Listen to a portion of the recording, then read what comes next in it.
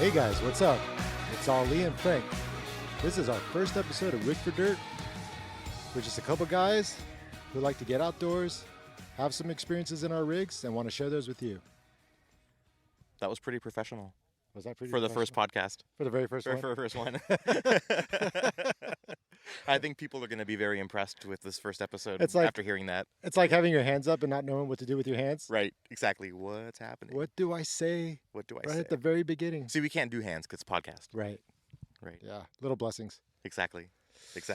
So for those, obviously everyone's joining us for the first time, right? So what is Rigged for Dirt to us? What does it mean? Why are we doing this? I don't know. When we first got together to start talking about doing this, I think our initial plan was to do a lot of video. But then we thought, man, we spend so much time on our rigs, and it's really hard to watch a video when we're our way to different trails, right? Right, but the one thing that we do all the time is we listen to the radio, and we listen to a lot of podcasts. Right, but there isn't a lot of podcasts about what we do. There's Correct. a few. Yeah, right? They're out there. Yeah, they're out there, but I think what the goal here, and not to compete, is mostly, it's not so much about competition, it's about like the tide lifts all boats, right? So it's a mix of content. Everyone kind of has their style and their niche, right? Sure. I mean, like, I'm fairly new to the overlanding and off-road world, but from the few crews that I've gone out with, there's a lot of differences between them all. And our core group that we tend to hang out with, like this weekend, we're at Calico. Right. Our core group tends to be different from a lot of the guys, you know. Yeah. And I think that goes to say for everybody, right? Like, yeah. Everyone's got their unique kind of facets of what they travel with. Right. And I think the focus of this podcast, or kind of where it was born from, and the discussions that we found ourselves having repeatedly and really discussing amongst ourselves, is that we're all in a similar point in our lives, right? We're all like in this kind of 30-ish range where we used to camp as kids. We used to go with our families and our friends, and then we went to school, and then we got careers, and then we got families, and we got busy. Yep. Right. And then now we're in this point now where we can rediscover that and get back to doing it. And, you know, that we're later more mature in our careers, maybe not as people, but sure. but in careers. Right. And so now it's like, you know, yeah, we're new to the overlanding scene in that sense, but we're not new to the outdoors. We're not new to camping. We're not new to car camping. Yep. Right. So, but there is a lot of hype, and there is a lot of rediscovery of gear and of, you know, comfort even. Because when you were a kid, like, I used to sleep on the floor. Right. Like, and I didn't even think twice about it. Like, now that's not happening. I want to be comfortable. Well, I call what we do with overlanding Dad 2.0. Right. And right. I know, I mean, you don't have kids. I've got two, but regardless of whether you have kids or not, it really is like that father getting out there into the elements. But just the new trend now, being on four wheels and kind of keeping everything in one place is different from back in the day when, you know, we went to Sequoia twice a year for every year until the age of like 16. Right. For me. And what it involved was getting thrown in the back of the car in my father's Taurus, at least when I was really young, with a ton of pillows, sleeping bags. I mean, I was basically smothered all the way up north. Right. And then, yeah, to your point, like sleeping on the ground. You know, my dad being I was first generation, you know, Iranian here in the U.S. Yeah. And so my dad from the old country, I mean, we would just like park up like next to Hume Lake or down by Kings River, not on a camping spot. Yeah. And we'd have like bears coming by the camp. I mean, it was such a great experience. And now I get to do that with my kids, but, you know, with a little bit of, I'd like to call it a little bit more luxury. Yeah. Yeah, and I think the important thing to note, too, is that we're not coming at this from a perspective of experts. We're not claiming to be experts. But I think the fun in, hopefully, that people listening, kind of the fun in this podcast is that we're discovering this together, right? And everyone's at a different stage, right? So you might be super advanced. You've been doing this for, like Olaf, who's camping with us, right? He's been doing this forever. Oh, my God, yeah. Right? Yeah. But you know, no matter where you are in your journey, in your stage of overlanding or camping or adventuring, you can definitely like look back and reminisce and go, oh yeah, I remember when I used to do that, or I remember when I made that mistake, or I remember, you know, and you can. Well, let's talk about what gets you started into building these rigs out the way they are. And I know I've got a story. Speaking of mistakes, Yeah, I mean, I think we all do. I took the bait. When I first got into this, I'm not gonna lie. My lure was, car culture, right? I was like, this thing's it's a awesome truck.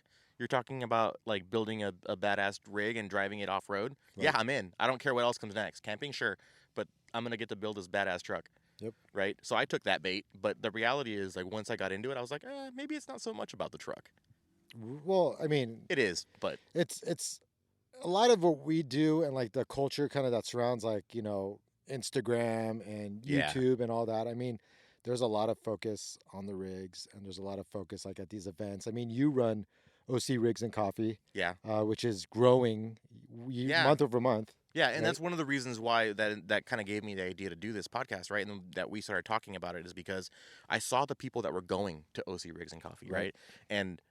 And so that runs the gamut from super experienced, but the vast majority of newcomers are literally that. They're newcomers, right? Well, let's talk about that real quick. Let's talk about where you started, how you got into it. Let's do some intros since nobody really knows Right. who the heck Okay, we so are. who are we? Okay. So my name's Frank. I've been in the outdoor industry for probably 23 years. Um, With who? with Shimano. So cycling, right? So I've been a mountain biker, road biker. I've been doing that forever. That's where I come from. So Loves the spandex. right, I'm more of a baggies kind of guy, but yes, I have donned my fair share of spandex in the past. But that's where I come from. So my experience outdoors and my appreciation for the outdoors has really kind of grown from that, right? Because everything that I do for recreation and for work is outdoors. We go mountain biking to different places around the world and, we travel a ton and we get to experience all these things. And this seemed to me like a natural extension of that, Sure. right? It kind of allowed me to go deeper, go further, and honestly, go more remote, right? Right. Go more alone, maybe with friends, but I'm running into less people on the trail. So that's what I've been doing for the last 20 some years, and that's how I got into overlanding. What about you? I got started in overlanding kind of through disaster. So about 2 years ago, me and my wife, it was New Year's Day. Me and my wife decided, like, hey, let's be spontaneous for the new year. Let's take the kids sledding. Let's go do something really fun. We have the day off, and so we took off to Wrightwood. And unbeknown to us, there was a major accident. Like I believe it was a fatality accident on the mountain at the very top. And so what ended up happening is we were stuck in this massive amount of traffic at the very bottom of the road. Oh wow. So what should have been like a 20, 25-minute drive was looking on Waze was like looking at like 2.5 hours, right? Yep. And of course, you got two kids in the back at the time. It was my boys who were 4 and 2, and they were just miserable. And so I wanted to get us up the mountain as quick as possible. And I looked at Waze, and Waze kept telling me, "Hey, take this side road." I'm like, "Heck yeah, let's do it." Game on, let's go. Okay, Waze. And so we do the first one, and it was bumpy, and the kids were having fun and laughing, and there was a little bit of mud, and we're kind of sliding a little bit, but we got through it, and it was a great time. Well, again, we get back on the main road, stuck in traffic, and it's like, man, this sucks. Oh, there's another side road. It says we'll save 15 minutes. Done. So we go down this one road and we hit this left turn, and we're on this really sketchy road that just got muddier and muddier and muddier. And before I knew it, I was in 6 inches of gravel, water, rocks, like Wow. mud. It was just a mess. And so full disclosure, I'm in a all-wheel drive hatchback wagon, um, not a Jeep. And I don't know what possessed me to think I could keep going, but I kept going past that point where that voice inside your head starts to tell you, like, you know what, maybe you should back off, maybe you should turn around. I just kept feeling like, oh, just around this bend or just over this corner, like it'll be cool. It just got worse. And so by the time I decided to throw it in reverse, we were stuck. And we were high centered and we were stuck really good. I spent 2 hours throwing everything I could underneath the tires, floor mats, twigs, Wow. branches. Yeah, my And with the jacket family. and with the family. Yeah. So, within the first hour and a half, the kids are crying. They're upset. My wife is just like kind of panicked. Here we were trying to go on this like spontaneous, adventure, and it turned into this like spontaneous nightmare. Yeah. And then, after I kind of threw in the towel regarding like actually self recovery, we started exhausting the channels that we thought would totally save us, like AAA, like the highway patrol. You suddenly realize when you're in that situation, especially even on a well-trafficked main road like going to Wrightwood, that your items that normally bail you out in the urban setting have no bearing on a side road. Yeah, those standard go-tos don't apply at all. Yeah. At all. And that was the first time I ever learned about like specialized recovery and like, what the actual recovery fees are for some of these like specialized companies, and Yep. and the fact that neither the police nor AAA are of any help whatsoever. Right. No offense to them, they're great. I mean, we use them, we're members, whatever. Like I'm not bashing the police or AAA. I'm just saying, as a suburbanite, you just have no clue. It was unknown to you at this point that not only that taking this road, you assume your own risk, right? That these other agencies and these other services are no longer available the second that you leave this paved road. Right. You're like in a bubble. You're in a bubble of mentality. Your mentality is in a bubble. You have no clue. Right. You don't even know what to expect. So, anyways, it's a long story, and I'll try to make it short. But the police come, they leave. AAA comes, they leave. Next thing I know, and by this time I had sent my wife up the hill. She's really self-sufficient, so she took the kids, went up the hill, but unfortunately had forgotten her wallet and the extra clothes that we had brought. So she's up somewhere on the mountain. I'm getting intermittent texts that are like coming in half hour late, 1 hour late, of like her telling me she has no money, to her telling me her phone's about to die, to her telling me the kids are freezing and that she's begging for money from people. Wow. Yeah. So I trek up. I hitchhike in the back of somebody's pickup truck. Sun's going down. I'm freezing in the back of this truck. Realize I should start walking if I want to stay warm. Jump out of the truck. I hike about 5 or 6 miles up to that point to get to the main lodge up in Wrightwood. Searching for my wife and kids. Don't find them at the main lodge. Come back down to the lower lodge. Somebody tells me they saw a woman and a couple kids go to the restrooms. I run in there. I call out my wife's name and the kids' names, and I hear Papa. And of course, there's this like tearful reunion. Just by luck and chance, on the way back down from the main lodge, I came back down with another guy. We had taken the same tram and both gotten off the tram because it was going 2 miles an hour. And he ended up being an off-duty police officer from San Bernardino. Oh, wow. Yeah, Officer Rigsby. I will forever be in his debt. And he tells me, hey, find your family. I got my truck. I'll take you guys down to Fontana. Yeah. And he drove us all the way down. Actually, I think it ended up being Ontario. But he took us by that up to there. Then Ashley's mom came and rescued them. And I stayed up the night to go recover my vehicle. Yeah. And you can see the full story on my website. But the following day, I get bailed out by an awesome guy named Steve Ball, who comes in his Jeep. I believe he had a CJ, long arm kit, all that. Yeah, I had no idea what any of that stuff. But he was just like full winch, everything. Pulls me out. Decides he wants to keep going past where I was because it looked like fun. Yeah, he's the superhero in a CJ. Oh, dude. I mean, the fact that he said he was just gonna keep going past where I was because it looked fun, that really stuck with me. Yeah. And that's what ultimately made me get the Jeep. Yep. Get Kate. Because I'm like, that's more along the lines of the lifestyle that I wanted versus buying into this, like, love and golden retrievers and, kind of like this marketing image that this like vehicle that I suburban had. image that you're supposed to have living in these like suburbs of Orange County. And the all-wheel drive vehicle that'll give you all those experiences. Exactly. Didn't. And granted, a little common sense would have gone a long way for me. So yeah, can't discredit that. Anyways, so that's what ended up leading me into the world of Overland. By the time I got out from underneath my payments, that's when I made the choice and pulled the trigger on the Jeep Rubicon Unlimited. Yep. It was a 2016, and I think I think from where I started to where I am now Oh is yeah, I like mean, night and day. I was lucky enough to join you when one of the first times you took it off road. Right. Remember we took it up to, it was a Gorman, That's right. right? Yep. And we and you were We actually ended up on a rescue. yeah, exactly. Yeah. Yeah, that's another story, Yep. right? Where we ended up on this rescue where these guys in a Jeep Compass, I want to say it was, um, giant hill. If you've ever been to Gorman, there's this one climb. It's just ridiculous. That I think it's meant for motorcycles. I don't think it's meant for Something. vehicles. Yeah, It wasn't meant for a it's like a Jeep 40 Compass. degree. Like it's just giant. And these guys got about 3/4 of the way up and realized it was a really bad idea. Right. And they tried to make a U-turn at the top, which At the which top. was even a On the worse steepest idea. incline. Yeah, It in was sand, ridiculous. which is even a worse idea. So this thing's like borderline about to flip.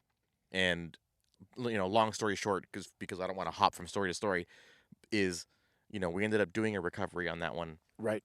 and it was actually pretty impressive. Matt, who's we're here for his bachelor party, pulled his 200 top of the hill, and we winched them back up the hill, straightened them out, and pulled them all the way up. I mean, it was so steep that when I went down with the line, Yeah. I kind of rappelled down. Yeah, you had to hold the line. I had to hold the line exactly. just to, yeah.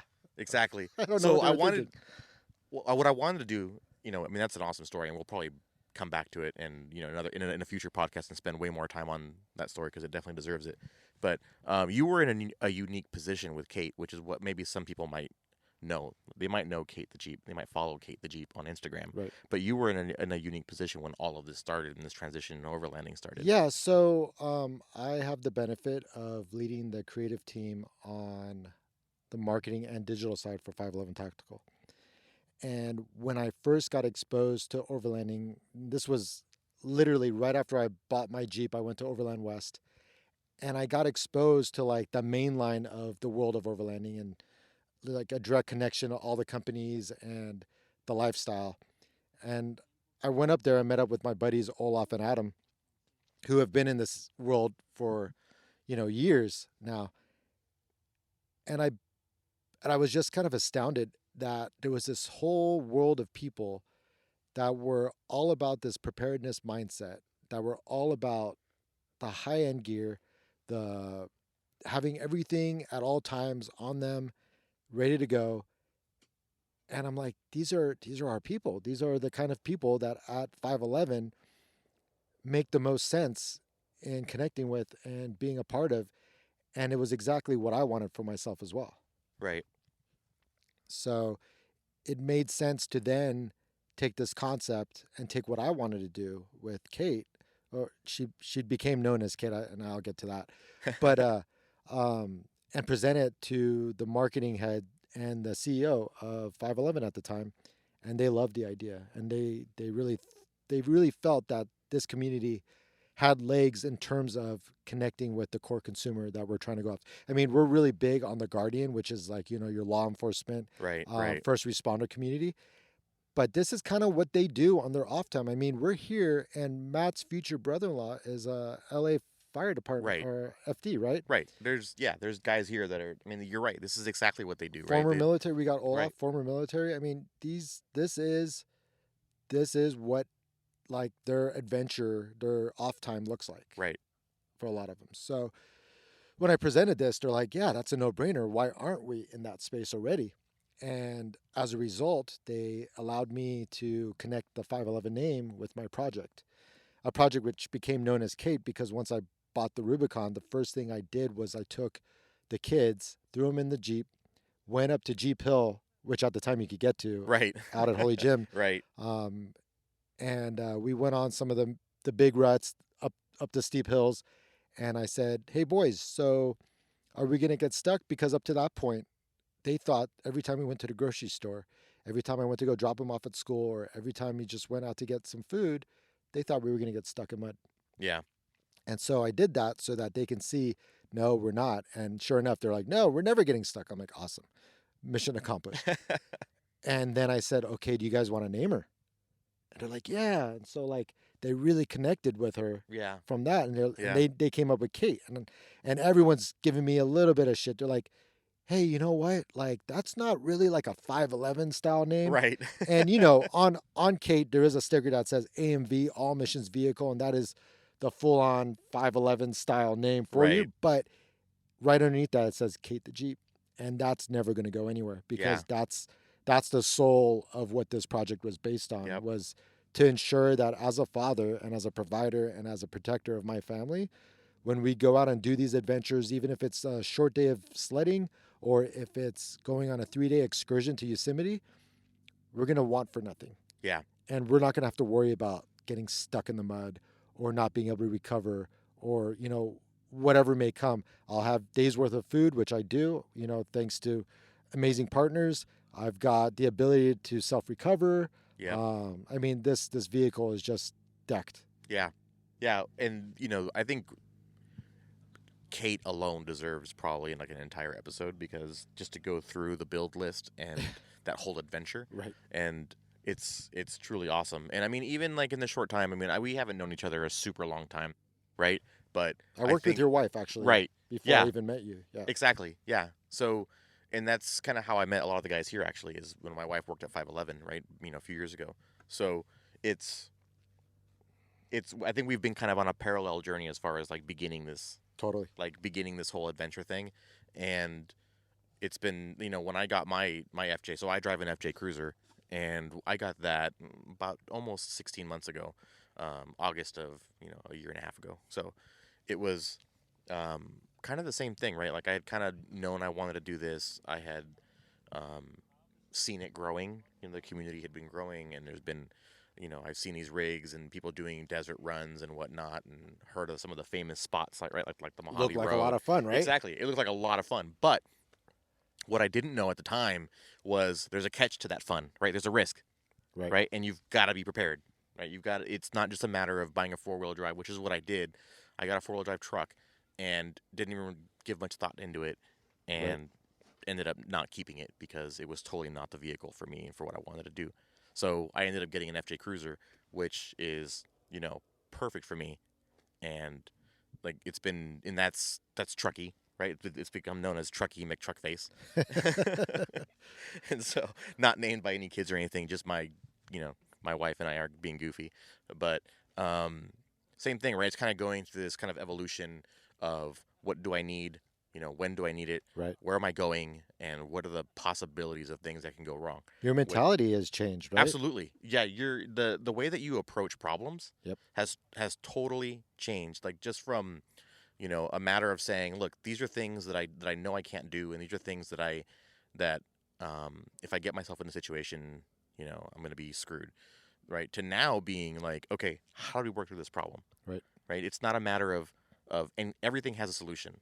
Right, so now it's a matter of digging below the surface and then trying to find a way out, and it's been pretty cool for the last year and a half, And I got started with Overland Bound is how I actually got into the whole community as a whole. I met a ton of good people from that, went on some trips, and really started gaining that experience. And then the next evolution of that experience was OC Rigs and Coffee, which is also part of Overland Bound, right? It's like an official. Right, it's an official meetup for Orange County, Yep. And so that has been just growing exponentially. And again, right, you start meeting more people, and I think, and I guess what I'm getting at is, what this really does is as a community, that's the strength, right, in this whole thing. Yep. It's a community, right? And so the more I talk to people, the more you travel with people. It's all those experiences, all that knowledge that you're collecting along the way, that's really kind of making all of this possible. Like it's like today, right? We're sitting out here, and I just learned how to start a fire. What do you call it? An upside down. We called it an upside down log cabin. Right, which I had never seen before. And actually, there's a lot of veterans here that have been camping for decades, and they'd never seen it before. Right. And we took a bunch of pictures, so we'll show those. But it was, it's basically a pile of wood, and I mean like a pile the way you would see a bundle of wood at the store, right? Almost as if you just threw that bundle exactly in the middle of the fire pit. And then what does look like a log cabin over that, just a little square, kind of stacked side by side stacked up, and using what he called fat wood. Well, he called it cheating, which right. it was. It was. He used a blowtorch basically, and then he used a blowtorch to and then he proceeded to use a blowtorch to light that little log cabin. It was called fatty wood. Fatty wood, that's what it was, right. And so this wood is super oily.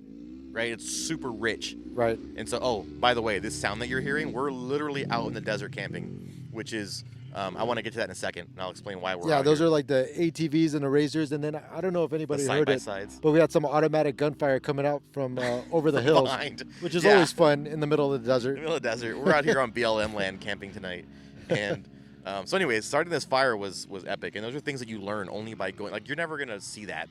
You know, you wouldn't even think to Google that. Like who Googles upside down log cabin Or starting? fatty fire. I don't know. He had this Right. fatty firewood from somewhere. Yeah, exactly. Who? I mean, you can't Google what you don't know, right? So, it's so.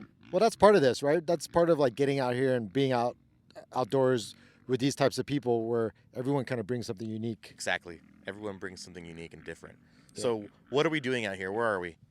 So we're out in Calico, California. You may have heard of it. It's the Calico Ghost Town, which is by the same guy who built Knott's Berry Farm. And see, that's a bit of history that I didn't know until you were telling me. Yeah, you guys were telling that story, and I was like, no way. And if you've ever been to Knott's Berry Farm, after hearing that bit of history, it makes total sense. Yeah, how Knott's Berry Farm, a lot of the buildings there were, they were basically towns that were bought and then rebuilt in Knott's Berry Farm. Yeah.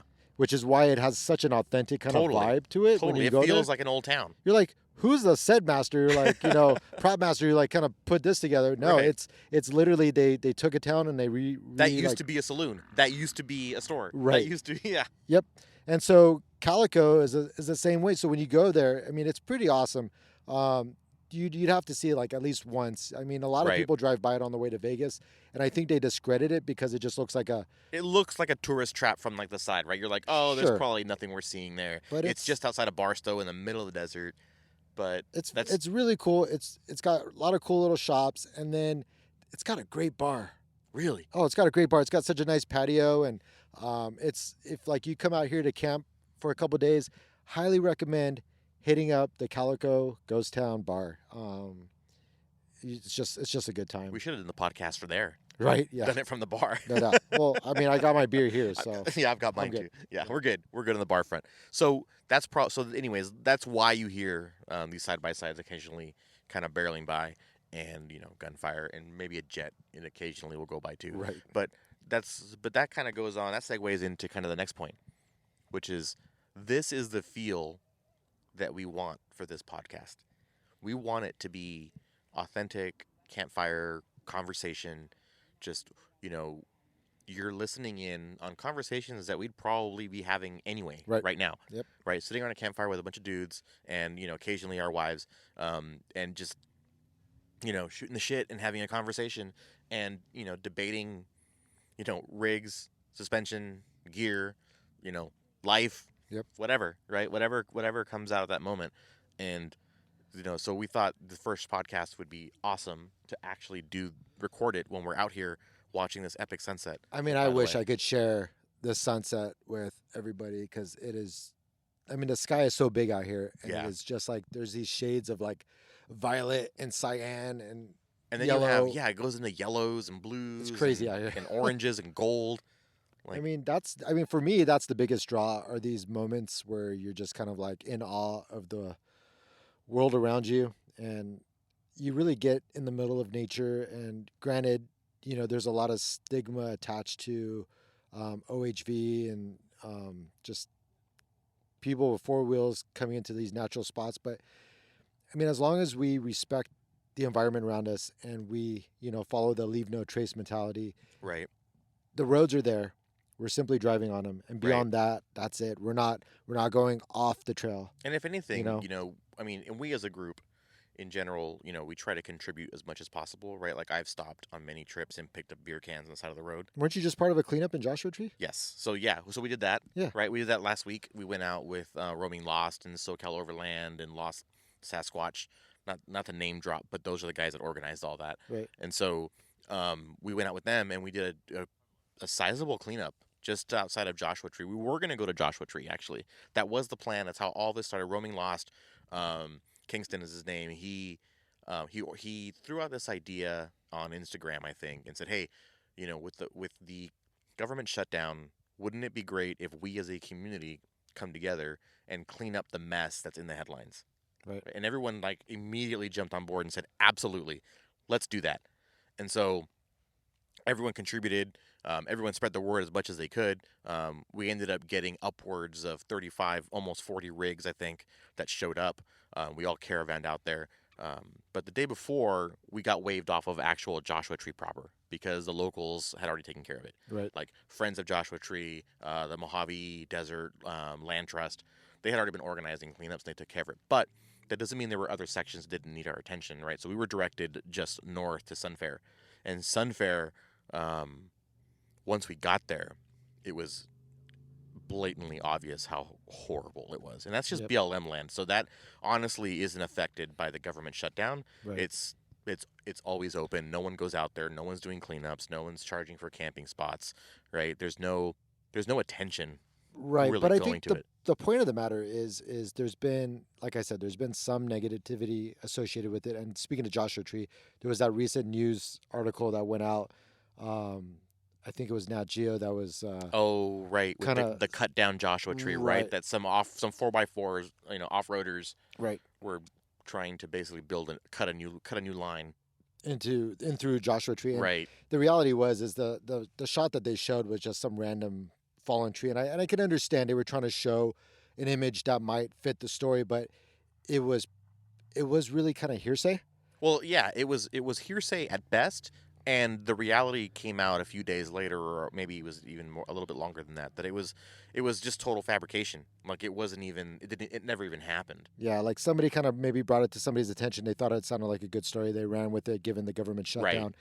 It was just one more headline to throw into the cycle. And what's really funny is I think through the efforts of those organizations at Joshua Tree, and even you guys kind of getting involved, and I think other groups got involved as well in cleanups, that the government ended up extending the funding for the park and they kept it open. So the Rangers came back. Yep. I think they realized, and this is just my opinion, right? Just us talking Speculation. Like, yeah, but I do think they were right in reopening the park, for the sense that having no one there is a bad idea. Right. Because everyone's going to Joshua Tree. Joshua Tree is probably one of the most popular national parks in Southern California in recent years. And so having no one there is for sure a bad idea, because shenanigans happen, right? When no one's watching. And so, by reopening it, you have rangers there, they're charging camping fees, and then they're turning those fees directly back into the park to pay for the cleanup while the government is shut down, right? Pay for the bathrooms to be cleaned and cleaned out by trucks and whatnot. So definitely, I think it was the wise move. But and we'll take care of the rest, right? What the beneficial thing, if anything good came out of this government shutdown, it's that it really kind of woke us up to a need and a responsibility that we have as users of this land, right, to take care of this land, right? And how we can't rely on the government, local government, federal government, to take care of every square inch of land. But it is going to fall on us and our responsibility to keep it open, right, through action. Because, yeah, they're not going to come out here and clean it, but if we destroy it, they will come out here and shut it down. Yep. And that all leads to the point of, even though we're getting out there in these vehicles, we're good stewards of the environment. At the end of the day, that's exactly what it should be, right? Yeah. Is that anyone who is part of this community should also be taking on a responsibility, to the land that you're using, right? Not exploit it, sure, but appreciate it. And this isn't an argument between like off-road and overland. Totally not. But I can speak to the fact that the overlanding mentality is deeply rooted in the leave no trace. And I know there's a lot of off-roaders out there who like to go wheeling who also have the same mentality. There's always going to be a few guys who are going to ruin it for the rest. Oh, absolutely. It's always going to be bad actors, right? It's always going to be that small percentage. But I truly hate when people try to zero in on an entire community based off of the actions of a few. Yeah, and that happens. We see that all the time, right? In all kinds of other forms, right? Whether it's race, religion, politics, you name it, right? You always pigeonhole the whole group, right, for the actions of a few, right? And so I think the nice thing about what's happening right now is that the community as a whole is separating themselves from that small group of bad actors. Right. Right. We're actively going out and doing good things. And for example, there's now another one planned for March. It's going to be gigantic. I'm pretty sure it's going to be huge, because there's just so much momentum behind it. And I think it was a real eye opener to people that there is a degree of responsibility. And the best part is the part that I find completely amazing is that they're willing to accept that responsibility, right? They're not. It's not like you're being asked to do chores, right? Sure. No, it's Right? like People everyone. are fired up It's to like go a out in fun the event. desert. Yeah. Yeah. Totally. One thing, kind of going back to talking about how we decided to start this. Our original idea was, oh, we could set up in a living room. Right. But going back to your whole concept of authenticity, we originally were thinking we were gonna record it from OC Rigs and Coffee, Right. but just being out here and actually being at one of our, you know, group slash family meetups, it makes sense to kind of bring people kind of into our world. Absolutely. And part of that is, I mean, I guess we could kind of talk about what we've done on this trip so far. Like, you Yeah. know, It's been a pretty good one so far. yeah, what's been your highlights? I mean, we've been here for a day and a half now. Well, my highlight is probably not going to be the highlight of anybody listening. Oh, yeah. Because my highlight is actually getting a good night's rest camping. Oh yeah, last night? Yeah. Really? I slept really well last night. And so obviously, most of you, 99% of you listening have never camped with me, but that has been a struggle for me since like the beginning, is finding a comfortable way to sleep. And I'm not talking about, and I don't have high expectations, right? Like I'm not coming out here with the assumption that I'm going to sleep the way I sleep at home Right. on my, awesome mattress that, memory foam and whatnot, right? Like I don't have a super high bar, but I do want to sleep, and I don't want to wake up feeling like I just came out of a box, like I just came out of like this like 6x4 box completely like cramped inside of it, Sure. right? Like shoulders and stuff, and let's face it, we're getting old. I was gonna say me, but we're all about the same age. We're getting old, and stuff just Yeah, hurts now. 40. Yeah, stuff just hurts now, man. Like I mean, I'm staring at you right now Yeah. because I did not get a good night's sleep. I froze my ass off. you're in the luxury penthouse, Sure. man. You're Yeah, like, I mean, hey, this is not to discredit how amazing my free spirit tent is. yeah, I've got that plug. yeah, it's a total plug. I mean, but just because it's a fact, it's what I have.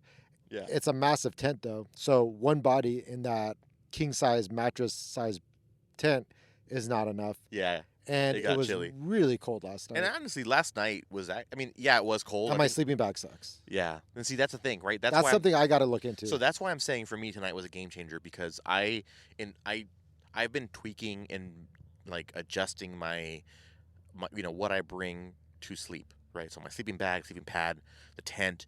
And so when I did the Mojave Road, one, it was insanely cold.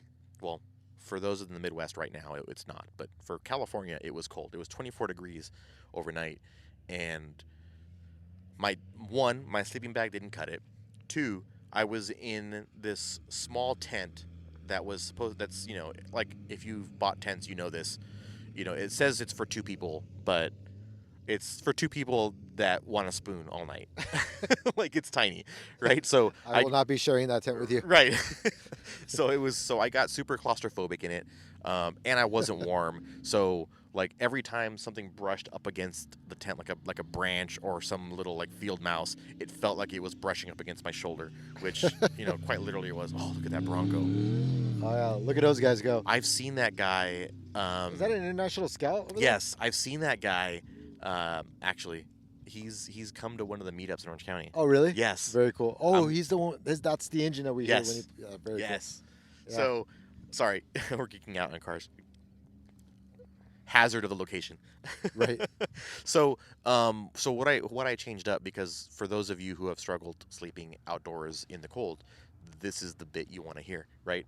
Is I still have a 3-inch sleeping pad. It's inflatable. That's insulated and inflatable. That's been fine. I'm trying out a Nemo spoon, they call it, sleeping bag. And the reason for that is I'm a side sleeper. And so it's a 20-degree sleeping bag, so it should be plenty for what we're experiencing out here tonight. It's in the 30s. But it's got a ton of extra room at the knees and at the shoulders, right? So if you're a side sleeper, that's where you consume a lot of space. Okay, that's Right? interesting. Yeah, and because my other sleeping bag was A, not warm enough, and B, it was tiny. Like I felt like, and it wasn't even a mummy bag, but I just felt like I was encased in this thing. right? So just waiting to die in the cold. so, so that was number one, right? There are a ton of bugs out here. Sorry. which was a complete success. Number two was I bought a Mr. Buddy heater or a Mr. Heater Buddy. Oh, yeah, the ones with the little propane tanks? Yes, little 1 gallon propane tank. I almost bought one, and of course I leave everything to the last minute, so it didn't make it to this, but yeah, I've got it in my Amazon cart right now. Yep, so I bought it. This is not a plug, by the way. Yeah. This is just one of those necessities. Right, it totally isn't. Like, none of these things, no one's paying us to say any of these things, right? This is just my gear that I've been kind of collecting and reconfiguring and trying to get right for the last, whatever, year. So, I turned the heater on, and oh yeah, sorry, the third piece is a bigger tent. Right. So now I'm in this like giant tent that my wife and I use. Usually I only take it when she goes with me, because I can put a little table in there. We can put our sleeping bags down. There's plenty of room, and for all our gear to go inside, at least shoes and stuff like that. So I brought that this time by myself. Nice. So the combination of those three things, total win. I was able to get at least a few inches away from the wall, so that whenever time the wall moved, it wasn't tapping on my shoulder or any other part of me. I was able to take care of the cold situation because I got a warmer sleeping bag, and then I had the Mr. Buddy heater, which was fantastic for when just general sitting in the tent. Like, it was just comfortable in there, nice. Right? And then last little bit, because I'm sure this is already getting boring. So I'm a morning shower person. Like, I don't know if you are, but I have to shower in the morning, or I don't function that day. Right. I feel like I never really truly get started. I just feel like lazy, and it's kind of your routine. Yeah, sure. Yeah, and so obviously when you're camping, you don't do that, right? So I bought these giant body wipes. They're just like, that sounds really weird, but they're like wet wipes, but they're gigantic, right? Like towel size or small towel size, and you can do your whole body with this thing. So now that I have my tent nice and warm, I have no problem taking off the 3 layers that I'm wearing, right? And now this is the sexy part. This is where it gets. Cue the creepy music. Right.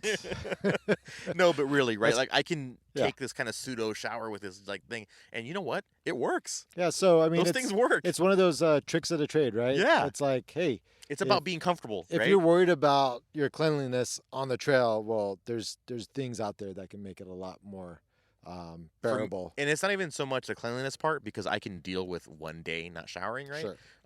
It's not going to ruin anyone, and I don't think I smell bad enough that I'm going to ruin anyone else's day. Right. But it is about the routine, and it is about how I feel the rest of the day, and I feel awake. Once that happens, like, I'm good to go. I can tackle whatever's coming at me. Yeah. No, I mean, right after this, tomorrow, I head up for the SHOT Show in Vegas. Yep. And basically, I had to pack for basically 6 nights. So my Jeep is full, but I am looking forward to that shower as soon as I get in on Sunday. Yeah. Yeah. So what was your highlight of this weekend? Because we only have this night. This is our last night out here. Yeah. So I guess my highlight was I'm basically Matt's best man for his wedding. So I took it upon myself to kind of throw in a little extra value on this trip.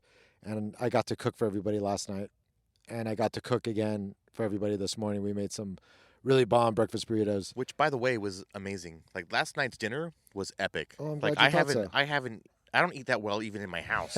Like, that was a little Persian barbecue. Yeah. Yeah, this is one thing, and we have to come back to that after you answer the question that I asked and then interrupted you on. All good. But yeah, so go on. No, I mean, I just like bringing people together, and usually food is a really, really good way to bring people together and connect with everyone, and because there are some new faces here, and just give back for all the good times we end up having on the trip. It makes me feel good to fill a few bellies full of food and have some good times together. So for me, it's just kind of that whole opportunity to provide that. That makes me kind of stoked to be out here on these trips. And, a couple weeks ago, I went and did the Mojave Road with Trail Recon and Overland X, American Overland. Who else? VTW, Venture the Wild, and SoCal Ruby, I believe. great group of guys, and I just use Instagram names because that's just That's what we know now, right? That's what we know now. I mean, we meet we meet each other through Instagram. Right. It's that's just the world funny. we live in. Like, it's not even about. It used to be different. It used to be, oh, it's about Instagram or whatnot. But now the reality is, like, that's just how we communicate now. Yeah, okay. That's where the community lives now. Sorry. Okay, Brad, Marco, Rob, Josh, Chris. But see, if you say that, right, everyone listening has no idea what you're talking about, right? But if you throw say out some Instagram names, exactly, yeah. and they're like, oh, that guy, I can go look him up. Guy. Yeah, exactly. Go, and you should go look him up because all these guys, aside from having amazing rigs, are awesome photographers and tell really cool stories through their different feeds. And for me, that's the highlight of Instagram is just being exposed. So between these types of podcasts, videos on YouTube, and then these really cool Instagram accounts, there's just such a wealth of knowledge, information, and exposure to really cool things. So right. Yeah, all about it. But yeah, the highlight was the cooking. That's awesome. Sure. Yeah, so the cooking was delicious. There goes that scout again. There goes that guy again. Yeah, man, that thing just sounds amazing. I hope you guys can hear it because it's got a rumble. Is there an LS in there? Moment of silence just to listen and watch it go. Yeah, I think there is. I think he did do like a 350 or something like that in there. So the chicken that you made. So Ollie had these swords, right? Which we call them swords. They're skewers, but they look like little swords. They're like an inch wide. Yeah, and they're long. I mean, they were like what, a good 14, 16 inches long. That's what she said. Family show. So just kidding, it's not. It's totally not. Actually, that's a good point you brought up. That it really, it's not even not a family show, but it's just, hey, like it's just campfire talk, right? It's just a couple of dudes, Yeah, like yeah, whatever. Right. Yeah. We're not trying to go places on purpose. We're not trying to create shock value, but sometimes we're just talking. Sometimes we're just talking. Yeah. So marinated chicken on the skewers, and then this is where Ollie really went all out, I thought, because he's out there with he grabbed my shovel off the truck and he is digging this pit, and not just like digging a hole, like it's this rectangular pit. He's taking the time to measure it out. He's stacking rocks around the edges, and I'm looking at him like he's meticulously building this thing, and all with a purpose, right? All of it with a purpose. He knows exactly what he's doing. He knows exactly how he wants to look. Well, I learned what happened last year when we came out here. We do this every year, and last year was a shit show. Sorry. Yeah, and so when it finally, he's building this little teepee, right, to start his fire in it, and then he gets it all going, and he's growing it and stacking it and growing it. Like I'm not. The only reason I'm spending so much time on this is because I'm watching you, and there's just an amount of care. Like it's not even like I'm just throwing this thing together. Like it's like I care of the outcome. There's a backstory. I mean, last year we came out to Calico, and I kind of had the same kind of meal planned. We had beef last year, and I just kind of piggybacked off the main fire pit and just kind of made a makeshift like area, and it was horrible. Like there was ash on the meat, and like meat was like kind of like right on top of the coals. Like there was no thought to that one. It was just kind of hobbled together. It was like winging it. It was so bad. So this year I told myself, I'm like, you know what? I'm not gonna go through that again. I'm gonna do it right. And I did. I spent a lot of time, but dude, it came out solid, delicious. That chicken and then the bread, he wrapped it. So once the chicken was done, like Persian burritos. Yeah, he wrapped it, all the chicken, took it off a skewer, laid it on this big sheet of bread that was so long. He wrapped it over the chicken, and it was just like this giant blanket. And so you would just tear off pieces of bread, wrap the chicken in it, and then you had this spread. It's yogurt and shallots. Yeah, basically. But it just set it off. I mean, and that's exactly like the other reason I love coming to these things. There's a lot of really good cooks. Yeah. In the overland community, like the outdoor community, like we do this stuff. You want for naught when it comes to food on these things. There's always an abundance of food. You eat good. Yeah, you eat good. You eat really good. I mean, and part of that's because like people have onboard fridges, so the kind of things you can bring with you are above and beyond what you'd normally just have in a cooler, especially when you're on an extended stay in the And like desert. you experienced, it's an evolution, right? Because Right. your first go was not obviously how it turned out yesterday, Right. right? The first time you did it, it was not the same, and you learn and you evolve. And Yep. so, like, when someone first told me, hey, I'm going to bring all these ingredients, I'm going to dice this, cook that, make this kind of glaze and whatnot, like, you start sounding like you need a full kitchen. Right. And you start sounding like this is going to be an ordeal. Like, I'm camping. I'll just have a PB&J and call it a night, right? But what you don't recognize or realize sometimes is that this isn't their first time. Right. This is an evolution. This has taken, this has been developed over a long period of time to where now they're comfortable doing all this stuff. Yeah. They have a system and a method, and the end result is fantastic. Totally. Well, I think that might be a good place to wrap up. Episode 1. My hands are starting to freeze. Yeah, it's holding getting cold. This mic right now. The sun has gone down. We're holding these We metal need mic stands for mic one. warmers. 2, I've got my jacket wrapped over the back of the chair because when we first started this, It was nice. it was nice. Yeah. It was the sun was still out, and the sun was actually on its way down, and it was warm enough to actually appreciate it. Now We're in the dark, Now we're starting to get in the dark. and we're getting eaten by bugs. The bugs are covering us. Right, so this is real, right? So This is not happy right now. Yeah, this is. I want to get by where- the fire. The this- fire is far away. We didn't want an audience, so for our first inaugural podcast. Yeah, we were a little self-conscious, but also we wanted to be out here and like just experience distraction-free, kind of what's happening and take it all in from a distance. Yep. But now we want to go back to the fire because the smoke will get rid of these bugs, and also it'll warm us up. So Yeah. on that note, I Well- want to thank you for listening because this is our first podcast. Me too. Thank you guys so much. And I guess we would have to give a couple nods out to Yes. a few people. One of which is the Rig Supply. Yep.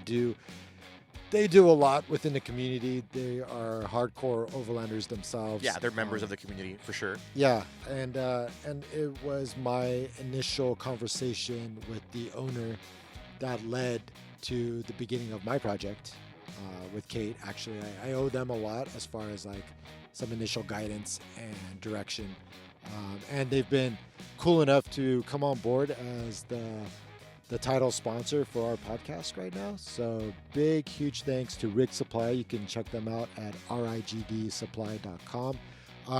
And the reality is I'm supporting them just because of how much they kind of gave me in the beginning without asking anything for it. Right.